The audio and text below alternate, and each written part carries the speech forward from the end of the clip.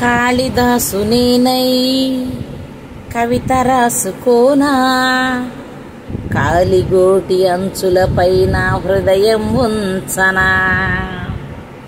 భామదాసునేనై ప్రేమ పోసుకోనా, బంతి పూల హారాలేసి ఆరాధించనా.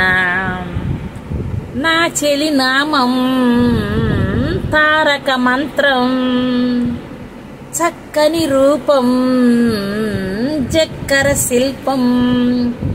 100 కోట్ల చందమామలొకటై వెలుగుతుండగా, ఈ సుందరాంగి సూపు సోకి కాదా బ్రతుకు పండుగ.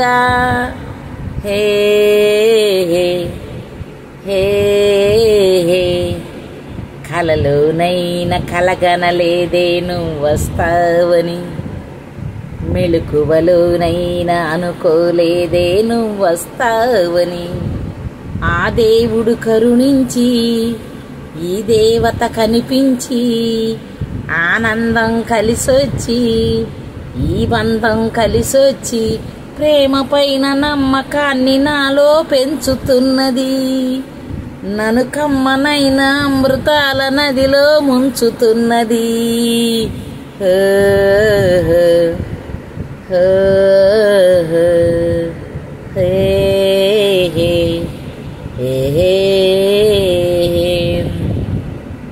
చిన్ని పెదవి పైన పుట్టుమచ్చకానా, చిందుతున్న నవ్వులలో నా స్థానాలాడనా.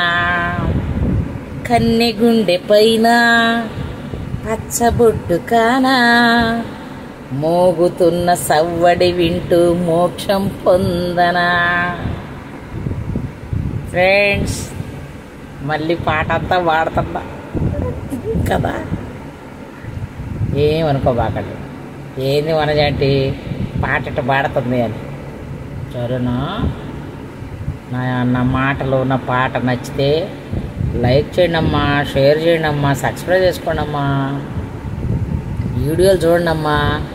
వ్యూస్ పెరగాలంటమ్మా, లేకపోతే నాకు పైసలు రావంట. పైసలు రావాలా వద్దా నాకు చెప్పులే. వస్తేనే కదా వాల్యూ ఉండేది మనం పెట్టిన యూట్యూబ్కి, లేకపోతే మళ్ళీ డమ్మీ అయిపోతాం మనం. అందుకే అడుగుతున్నా. మళ్ళీ మీరు ఏంది డబ్బుల కోసం ఎట్లా అడుగుతుంది అనుకోబాకండి. మనం డమ్మీ కావద్దు, స్ట్రాంగ్ ఉండాలి. అందుకే అడుగుతున్నా. పైసలు కూడా వచ్చినాయి నాకు యూట్యూబ్లో అని నేను అన్నాను అనుకో, కొంచెం జలసి చుట్టాలకి పక్కలకి. నేను చెప్పాను కదా వీడియోలో, లైక్ కొడితే 100 రూపాయలు వస్తాయన్నాను, లైక్ లాపేశారు.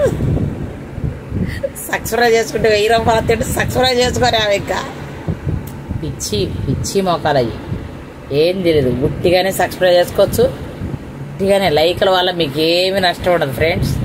లైకులు కొట్టండి, సబ్స్క్రైబ్ చేసుకోండి, సరేనా?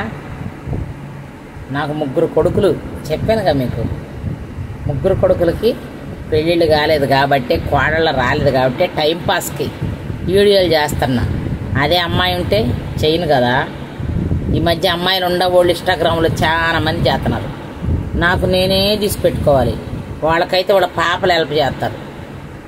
ఏం చేద్దాం, కొన్ని జీవితాలు ఎట్టే ఫ్రెండ్స్. అమ్మాయిలు ఉండేవాళ్ళే అదృష్టవంతులు కానీ నేనైతే చాలా అదృష్టవంతురాలని అబ్బాయిలు ఉండగాని తెలుసా. ఎందుకంటే కష్టపడ్డాను, చదివించుకున్నాను. నేను ఒకసారి మా పెద్ద ఇంట్లోకి పోయినాక నేను హోమ్ టూర్ చేస్తాను మీకు. అన్నీ ఒక్కొక్క బుక్స్, అబ్బాయిలు చదువుకున్న బుక్స్ అంకుల్ కష్టార్జితం, నా కష్టార్జితంతో కొని పెట్టుకున్నారని జ్ఞాపకాలతో అంతే పెట్టుకున్నారు బుక్స్. అవి అందరూ అమ్మేసుకుంటారు. నా పిల్లలైతే ఇంత మమ్మల్ని కష్టపడి ఇచ్చారు. అదే చెప్పారు కదా, ఒక పని మనిషి కొడుకు కలెక్టర్ అయ్యాడంట. నువ్వు కూడా 4 ఏళ్లలో పని చేయాలమ్మా అంటాడు కదా వాళ్ళ కొడుకు. అట్టాగే అది జోక్గా నవ్వుకున్నాం కాదు, అది సీరియసే. ఎందుకంటే నేను కూడా వంటలు చేస్తా, అంకుల్ పెయింటింగ్ పని చేస్తాడు.